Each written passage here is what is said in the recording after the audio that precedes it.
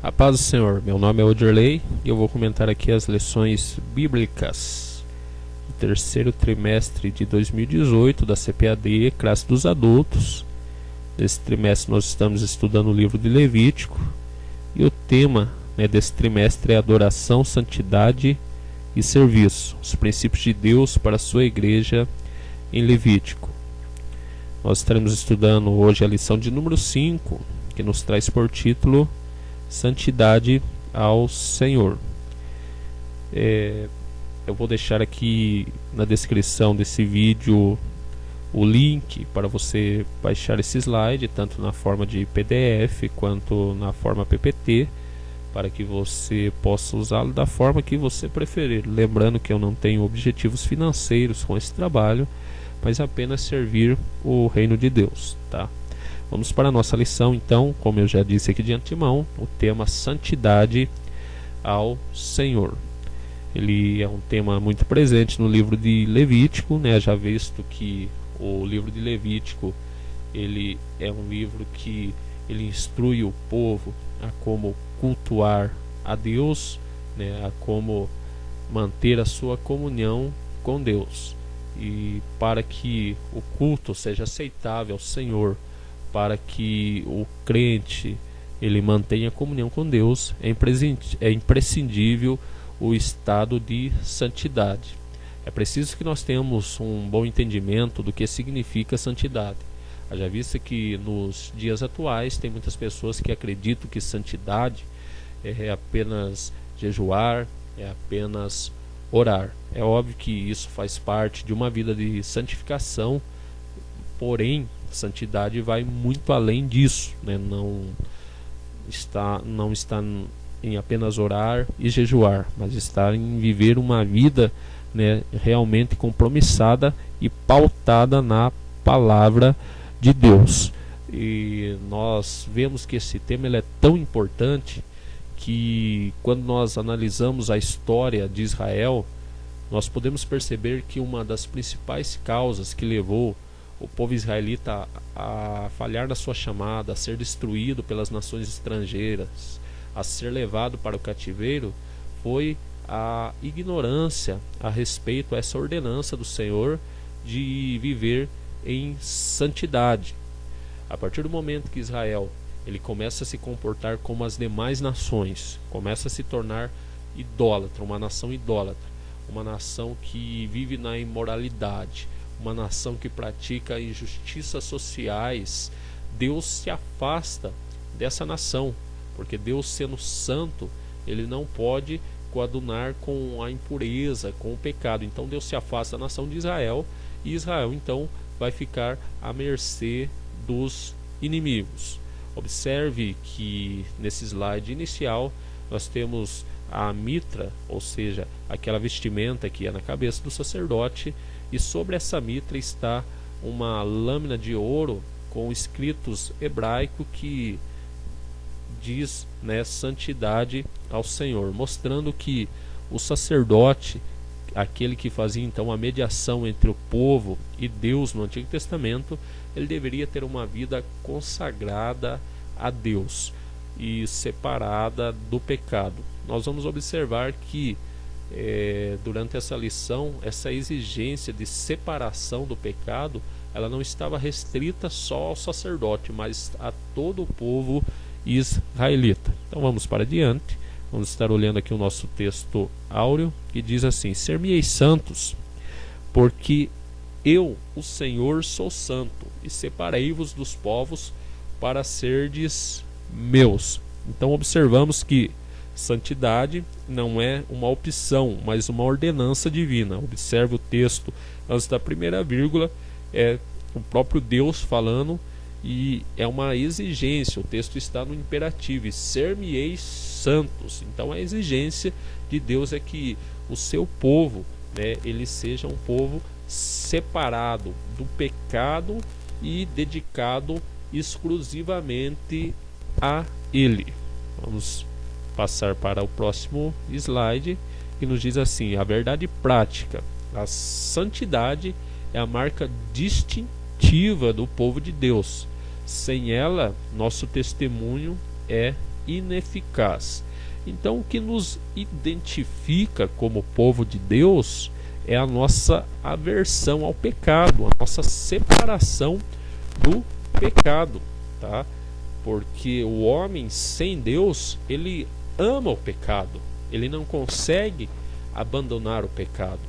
Mas a partir do momento que o homem aceita a Jesus Cristo como seu único e suficiente Salvador, o Espírito de Deus vem habitar na vida dele e ele consegue se libertar do pecado. Então ele vai viver separado do pecado. Então essa é a distinção do povo de Deus e do povo sem Deus. O povo de Deus, ele anda separado do pecado. Por quê? Porque o Espírito de Deus habita na vida dele e dá força para ele vencer o pecado. Porém, aquele que não tem Deus na vida, ele é escravo do pecado. Isso independente dele estar dentro de uma igreja ou não. Nós temos muitas pessoas que estão dentro das igrejas, mas porém que não vivem em santidade, vivem em pecado, de braços dados com o pecado. Infelizmente, pode ser povo de igreja, pode pertencer a uma denominação, mas não é povo de Deus. Aquele que é povo de Deus, ele tem uma marca que o distingue dos demais, que é a separação do pecado. Que eu e você possamos ser, realmente povo de Deus.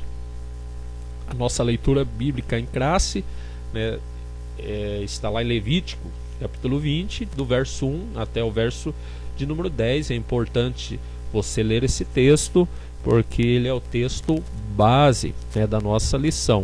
Então aqui nós vemos que Deus não está falando somente com os sacerdotes, mas aqui é uma advertência para toda a nação israelita, para que eles não tenham o mesmo comportamento das nações estrangeiras, ou seja, das nações cananeias que ali existiam naquela terra. Eles não poderiam ter o mesmo comportamento. Eles deveriam se comportar de uma forma que a palavra de Deus os instruía.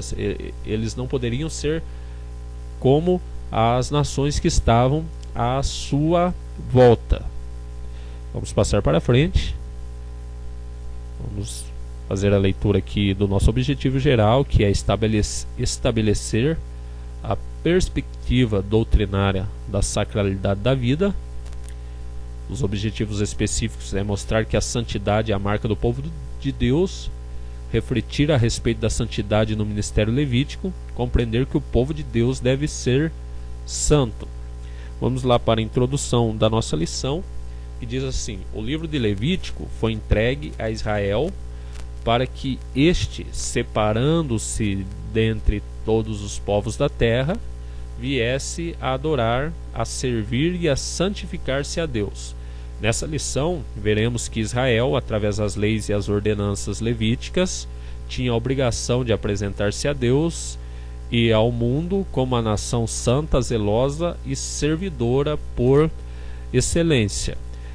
Uma coisa que fica claro para nós no livro de Levítico é que Deus, ele deseja ser adorado. Deus, ele deseja ser cultuado. Que ele deseja que o ser humano reconheça a sua grandeza, seu grande amor. Porém, antes dessa adoração, ele exige a separação. Observe que o livro de Levítico, ele não foi dado quando Israel estava lá no Egito, mas Deus os separa primeiro do Egito para aí instituir a adoração, o culto propriamente dito. Esse é um princípio que nós devemos aplicar nos nossos dias.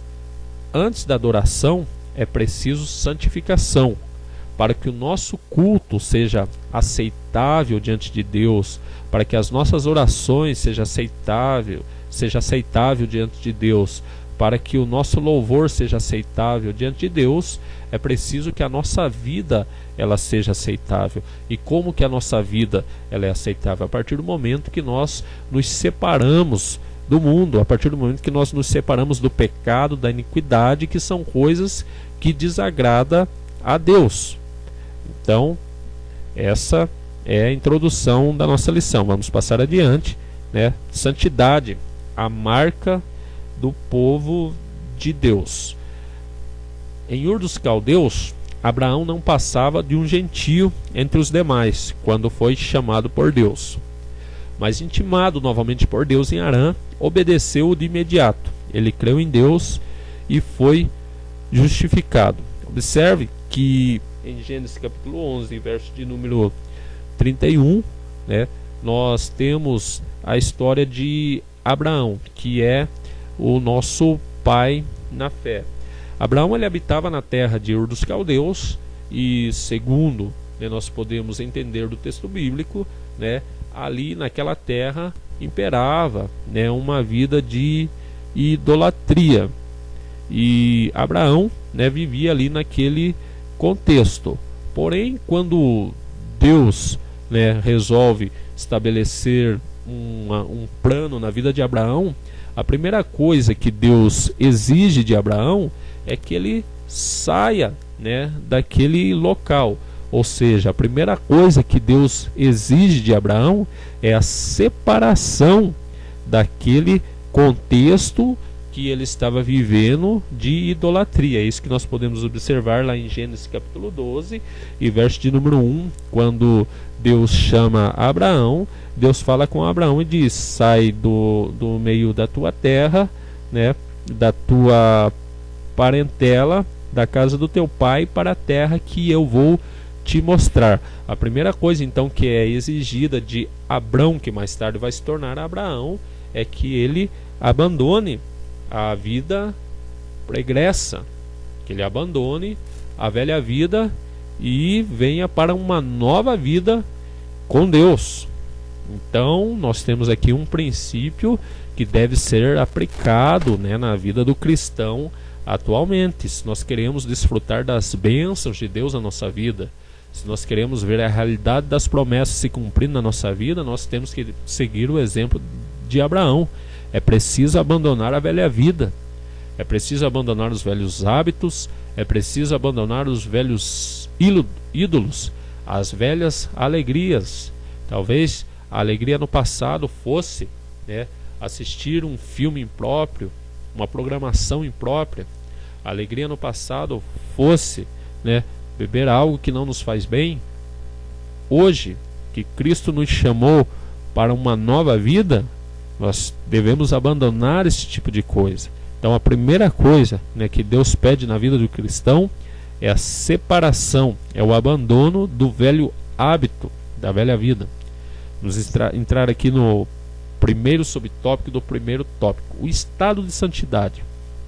No exato instante da sua chamada, há uma nova realidade espiritual. Abraão e com ele todo Israel foram elevados ao posto de herança particular e santa do Senhor. Aqui é importante nós definirmos, né, duas coisas diferentes: o estado de santidade e a santificação. Uma vez que Cristo nos resgatou do mundo, nós somos considerados em Jesus santos, ou seja, nosso estado hoje é de santidade, pois nós estamos separados do mundo através do poder de Jesus Cristo. E foi isso que aconteceu realmente com Abraão. No momento em que Deus o chama no capítulo 12 para sair da terra em que ele habitava em Ur dos Caldeus e para peregrinar para a terra que Deus estava prometendo, ele já se torna uma herança particular e santa do Senhor. Ele já estava separado, ele já estava santificado para Deus. Porém, ele não tinha atingido, né, o estado perfeito de santificação. E essa é a nossa realidade. Uma vez que Cristo nos tira do mundo, ele nos separa do mundo, mas nós não atingimos ainda o estado perfeito de santificação. porque nessa terra a santificação ela não é estática, mas ela é dinâmica. Veja bem, Abraão, a partir do momento que ele sai da terra de Ur dos Caldeus, ele já está separado para o propósito de Deus, ele já está santificado. Porém, é preciso ainda que o processo de santificação continue na vida de Abraão. É preciso que Ur dos Caldeus, o costume que existia lá naquela terra, saia da vida de Abraão. E esse é um processo que vai demorar a vida inteira de Abraão, tá? Um exemplo que nós podemos citar é que quando ele achava que tardava a promessa de Deus em que Deus havia prometido que daria um filho para ele, né, e que desse filho viria a descendência santa, ele recorre a velhos hábitos, né?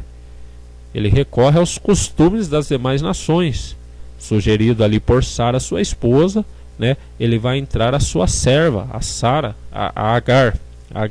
Ele vai entrar a Agar e vai ter um filho chamado Ismael, totalmente fora da direção de Deus. Então veja que Abraão, ele não tinha atingido ainda um estado perfeito de separação, de santificação. Já visto que em alguns momentos de dificuldades da sua vida, ele recorria a práticas que desagradavam a Deus. E Deus vai, né, trazer uma cobrança para Abraão no capítulo de número 17, no versículo de número 1.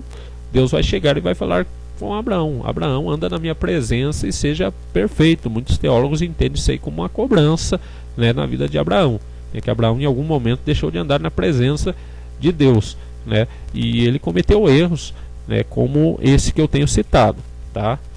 Então, nós, quando somos salvos por Cristo, nós passamos a ser, né, uma propriedade exclusiva de Deus. Estamos num estado de santidade, porém não atingimos a perfeição da santificação, que é um processo que vai levar a vida inteira, né? Então, é o que está escrito aqui na nossa lição. Mesmo pode-se dizer da Igreja de Cristo. Os irmãos de Coríntios foram tratados como santos pelo apóstolo, mas ainda estavam longe da perfeição. A Igreja de Corinto era separada do mundo, né? Havia sido comprada, lavada no sangue de Cristo, mas havia muita coisa para se aperfeiçoar ali.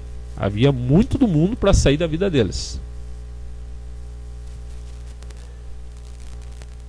Segundo subtópico do primeiro tópico, o processo de santificação. Se lermos atentamente os livros de Êxodo e Levítico, verificaremos que o processo de santificação na vida de um crente hebreu tinha início com o amor que ele tributava a Deus. Então aqui nós temos a ilustração, né, de como ocorre, né, o processo de santificação na vida do crente, tá? E esse processo de santificação, como está escrito aqui na nossa lição, ele começa de dentro para fora. É o que muitas pessoas não entendem. Atualmente, dentro da igreja, há muitas pessoas que acreditam que o processo de santificação ele começa de fora para dentro, mas é de dentro para fora. O que nos leva a santificar? O que nos leva a separar-se do mundo, a separar-se do pecado? É o amor a Deus, é a nossa gratidão a Deus por tudo que Ele tem feito em nossa vida, é a nossa gratidão a Jesus pelo sacrifício lá na cruz. Quando nós olhamos para tudo que Deus fez, para o grande amor que Ele tem derramado em nossas vidas, vai surgir um desejo de nós nos dedicarmos mais a Ele e nos apartarmos de tudo aquilo que desagrada a Deus. Então o processo de santificação ele começa de dentro para fora.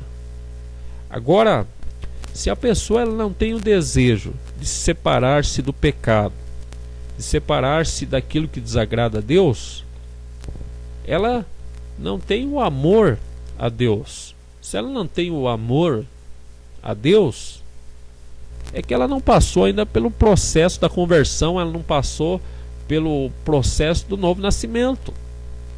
Então não adianta você querer, né, que haja uma mudança na vida da pessoa, que haja uma separação daquilo que não presta na vida dessa pessoa, se ela não passou pelo processo do novo nascimento.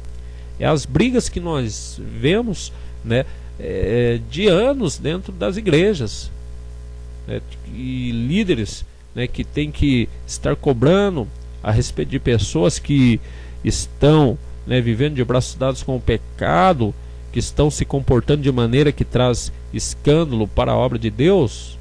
Essas pessoas que têm que ser diariamente cobradas, né, para andar de acordo com aquilo que a palavra de Deus orienta, é sinal que o processo de santificação não está acontecendo por dentro dela. E o processo de santificação ele só é uma realidade quando ele começa no interior, quando ele é pautado no amor. Eu não roubo, eu não furto, eu não defraudo ninguém, eu não sou pilantra nos negócios, eu sou fiel, né, no meu trabalho, fiel nos meus relacionamentos, porque eu amo a Deus e não quero magoá-lo, não quero perder a comunhão com Ele, não quero me afastar dele. É esse o princípio da santificação. Mas a partir do momento que a pessoa ela não faz isso ou não faz aquilo, porque ela está sendo cobrada, porque ela tem medo de ser descoberta pela liderança da igreja, é sinal que essa pessoa não é perfeita em amor. Ela precisa passar pelo processo do novo nascimento. Santidade como marca. O livro de Levítico tinha como alvo fazer de Israel uma nação distinta por sua pureza e santidade. Se o povo hebreu deveria sobressair-se pela santidade, o que não esperar da igreja de Cristo? Então o livro de Levítico, né, ele objetivava levar o povo de Israel, né, a se distinguir pela pureza e santidade das demais nações ali que estavam em sua volta. As nações que estavam em volta de Israel, né, eram nações totalmente ímpias. Nós entendemos, né, que Israel ele cometeu alguns erros quando ele adentra ali na terra prometida. Deus havia estabelecido que eles expulsassem todos os moradores cananeus, eliminassem todos, né, e eles deixaram muitos moradores ali naquela terra, que mais tarde se tornaram um laço para o povo israelita. Porém, Deus estabeleceu ali em Levítico que o padrão de vida moral dos israelitas, a conduta, fosse diferenciada dessas nações. Agora, né, se Deus estabeleceu isso para a nação israelita, o que Deus espera da sua igreja? Que tem, né, uma revelação muito maior, que tem a presença constante do Espírito Santo na sua vida. Será que Deus, né, tem uma perspectiva de santidade menor do que ele tinha com Israel? É óbvio que não. Hoje a perspectiva da santidade ela deve ser muito maior, porque nós temos a presença do Espírito Santo na nossa vida e nós temos a revelação completa do plano da salvação. Nosso segundo tópico, a santidade no ministério levítico. Os sacerdotes deveriam ser uma referência perfeita à nação de Israel, no que tange a santidade e a pureza.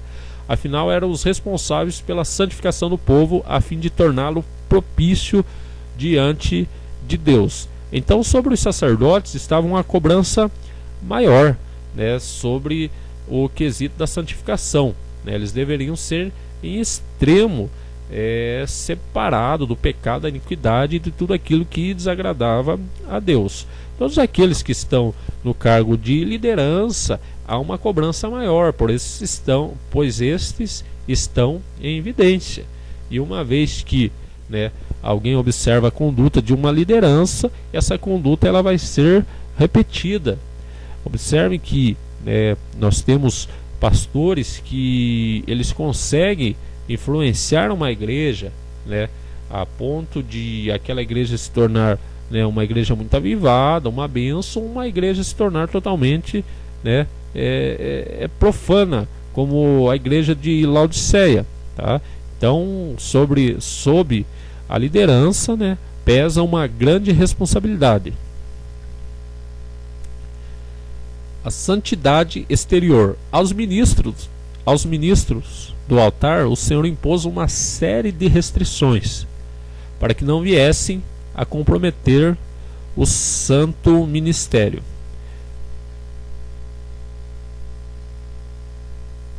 Tendo em vista o emblema da santidade divina que estava sobre a classe sacerdotal de Israel, nenhum descendente de Levi poderia ser admitido no serviço divino se portasse alguma deficiência física. Então, ao sacerdote levítico era imposto uma série de restrições.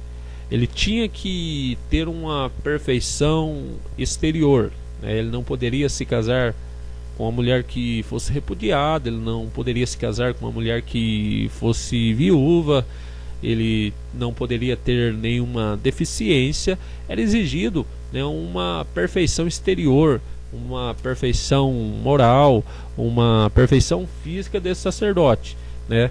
Até porque sacerdote era um tipo de Jesus Cristo, que é o Supremo, né? O nosso sumo sacerdote eterno. Segundo o subtópico do segundo tópico, santidade interior. O sumo sacerdote deveria portar uma lâmina de ouro que, posta em sua mitra, trazia essa advertência: santidade ao Senhor. Infelizmente, a classe sacerdotal deixou-se levar por um culto formal, o que ocasionaria a destruição de Jerusalém. Então veja bem, né, era exigido uma santidade exterior do sacerdote, mas ele não poderia desprezar também o aspecto interior dessa santidade. Então não basta apenas você, né, separar-se, apresentar uma aparência de santidade, como o apóstolo Paulo escreve lá a Timóteo, né, e não ter essa santidade dentro do seu coração. De nada adianta, né, você se apartar do mal diante dos olhos do homem, mas lá no seu coração desejar fazer toda a maldade. De nada adianta você poupar de pecar diante das pessoas, mas quando você está em oculto, você peca. De nada vale, né, você pregar contra, né, o roubo aos olhos das pessoas, e se você tiver uma oportunidade de roubar, se ninguém vê, você rouba, tá? Então a santidade, a separação do mal, ela tem que vir, né, no nosso interior, né? E dessa santidade interior, ela tem que fluir para o exterior. O que aconteceu, né, no Antigo Testamento? Eles observaram muito a santidade exterior, havia uma perfeição exterior, mas esqueciam da necessidade de ser santo interiormente. Então os sacerdotes, com o passar dos anos, eles se corromperam, né? Eles passaram a pregar aquilo que o povo queria ouvir, né? Eles passaram a ser, né, coniventes com a idolatria, mas aparentemente, exteriormente, né, eles mantinham uma aparência de santidade, mas interiormente estavam totalmente corrompidos. Terceiro tópico do segundo tópico: santidade e glória. A glória que acompanhou Israel em sua peregrinação no deserto tornou-o conhecido como a herança peculiar do Senhor. Mas para que os israelitas continuassem a usufruir a glória divina, era-lhes imprescindível obedecer a palavra de Deus. O mesmo não requer o Senhor de cada um de nós? Então veja bem, né? Enquanto Israel ele caminhava em santidade, distanciado da idolatria, distanciado do pecado, a glória do Senhor ela era manifesta em Israel. Tanto é que quando eles peregrinavam no deserto, o Senhor se manifestava como uma nuvem de dia e uma coluna de fogo à noite, protegendo aquela nação israelita. E por várias vezes, né, a Shekinah de Deus desceu no tabernáculo, ela desceu no templo, né? Tudo isso acontecia porque Israel manteve por certo tempo uma obediência a Deus, uma separação do pecado, uma separação da idolatria. A partir do momento que eles, né, passaram a ignorar essa ordenança da santidade e caíram para o caminho da idolatria, da imoralidade, a glória de Deus se afastou de Israel. É o que nós podemos observar lá no livro do profeta Ezequiel. O profeta Ezequiel, ele narra, né, a iniquidade que existia, a idolatria que existia dentro do templo, e ele vê a glória de Deus se afastando do templo de Israel. O mesmo, né, princípio, ele pode ser aplicado nos dias atuais. Só que nós devemos entender que hoje, né, o Senhor, ele não habita, né, em templos feitos por mãos humanas. Na verdade, Deus habita dentro, né, do coração do crente. Nós somos o templo do Espírito Santo. Então, para que nós conservamos a presença, a glória de Deus na nossa vida, é preciso que nós estejamos em busca da santificação. E essa santificação, ela só vem, né, quando nós buscamos a presença de Deus através da sua palavra, através da oração, através da repúdia do mal, do pecado que desagrada a Deus. Chegando ao terceiro tópico da nossa lição, a santidade do povo de Deus. O Senhor exige de cada um de nós a santificação dos nossos filhos e de nossa vida conjugal, pois a nossa pureza expressa a sua vontade. Agora nós estamos entrando na parte da lição, né, que vai fazer um link, né, juntamente com o capítulo 20 de Levítico, do verso 1 ao verso 10, que é o texto base da nossa lição, né, que vai falar sobre o que, né, Israel não deveria fazer com seus filhos, o que Israel não deveria fazer com o seu casamento, tá? Então nós temos que entender que os nossos filhos, eles são herança do Senhor e nós devemos educá-los no caminho do Senhor, no princípio da palavra de Deus. Infelizmente é o que não acontece muitas vezes em muitos lares cristãos, que os filhos, né, eles são abandonados, né, para ser educados pela televisão, né, estão expostos a todos os tipos de violências em jogos, em vídeos, em filmes, né, e os pais acham que está bem porque o filho está dentro da casa. Nós temos casos de pais que jamais trouxeram, por exemplo, seus filhos para a escola dominical da igreja, né? Não tem a mínima preocupação. Depois, quando o filho está com 12, 13, 14 anos, aí, né, não entende porque o filho tem aversão às coisas de Deus, mas jamais ensinou as coisas de Deus para o seu filho, né? E também, né, a questão da vida conjugal, né? Deus, ele sempre olha de uma forma toda especial para a família, porque a família, né, ela é a base de toda a sociedade, ela é a base da igreja, e o relacionamento conjugal entre o homem e a mulher é a base da família. Então esse relacionamento tem que estar baseado na moralidade, na fidelidade, né, para que tudo ocorra bem e que não haja então a destruição da vida conjugal, da família e por consequência da sociedade e da igreja. A santificação dos filhos. Deus proíbe aos israelitas expressa e energicamente apresentar os seus filhos como oferenda a Moloque. Então não era para que, né, os israelitas fizessem com os seus filhos como as demais nações fazem. Era para eles educarem seus filhos, né, o relacionamento que os israelitas deveriam ter com os seus filhos era para ser diferente das demais nações. Assim como o crente nos dias atuais, ele deve educar o seu filho diferente que o mundo educa, né? Deve, né, ter uma educação totalmente pautada na palavra do Senhor. Agora, né, como eu já disse de antemão, infelizmente não é isso que nós observamos. Às vezes, há filhos de cristãos que tiveram uma educação totalmente secular.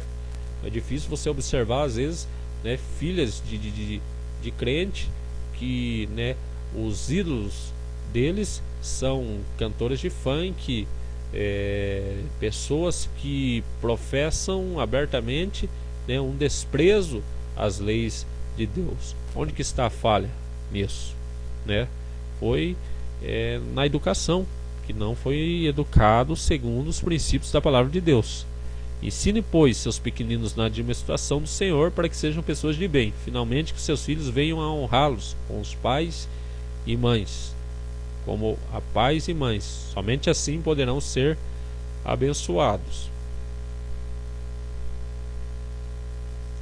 A fim de preservar a integridade familiar, o Senhor proíbe terminantemente a infidelidade conjugal e o adultério. Temos de observar o 7º mandamento: não adulterarás, e manter o leito conjugal sem mácula. Que o Deus que inspirou a Levítico não mudou. Felizmente, nós encontramos hoje na sociedade secular a banalização do casamento, né? O divórcio é a coisa mais comum. E há pessoas dentro da igreja que teimam, né, em copiar esse estilo de vida. Agora nós temos que entender que o que rege a vida do cristão não é a moda da sociedade secular, e sim a palavra de Deus. Adultério, né, infidelidade conjugal continua sendo um pecado abominável aos olhos de Deus, e Deus ele prima pela preservação da família. Santificação e a vontade de Deus. A santificação é um processo que exige disciplina, esforço e um profundo amor a Deus. Nesse processo lento e doloroso, todo o nosso ser tem que estar envolvido. O santificar-se não é uma opção na vida do salvo, é uma ordenança divina. A nossa santificação é a vontade de Deus. Sem ela, como veremos a Deus?